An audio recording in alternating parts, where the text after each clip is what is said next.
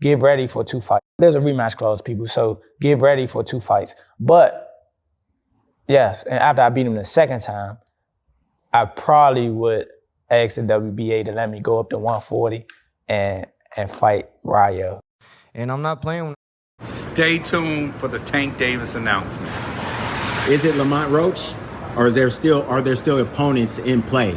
Is it Lamont Roach penciled in as the opponent, or is there other guys that are still maybe gonna get the nod?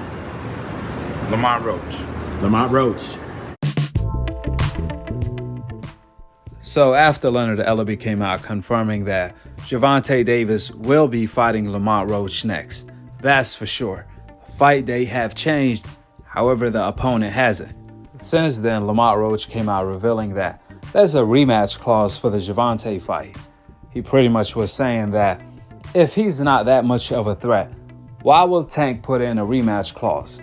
Lamont Roach stated, once I beat Tank, I'm going to fight him again in the rematch, beat him again. Then I'm going to ask the WBA to move up to 140 to fight El Rayo.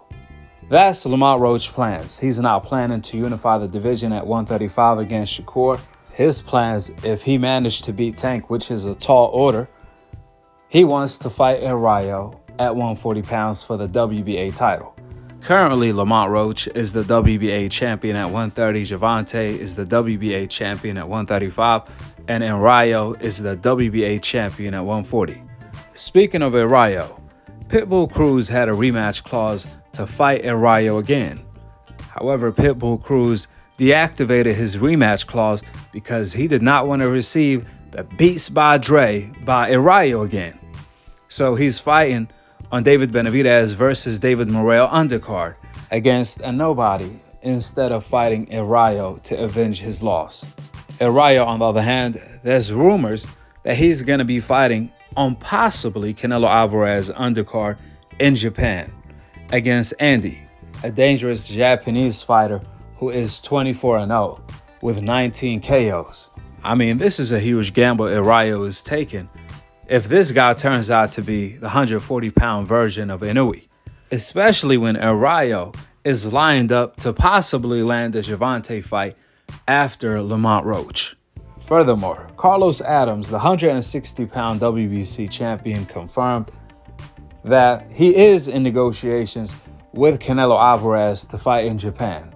So I guess Canelo keeps debunking his own excuses one by one of why he don't want to fight Crawford because he's too small.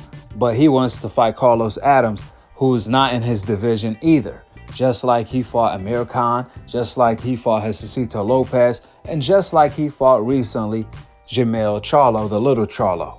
Now Canelo want to fight a 160-pound champion in Carlos Adams, who won the vacant title. This is who Canelo Alvarez wants to fight, an unknown fighter, instead of the pound-for-pound king, the undisputed pound-for-pound king, Terrence Bud Crawford, for his biggest payday. Look, if Turkey can't make a fight, that means that fighter is absolutely ducking. And that's the case for Canelo Alvarez. That being said, go ahead and drop your thoughts in the comment section below.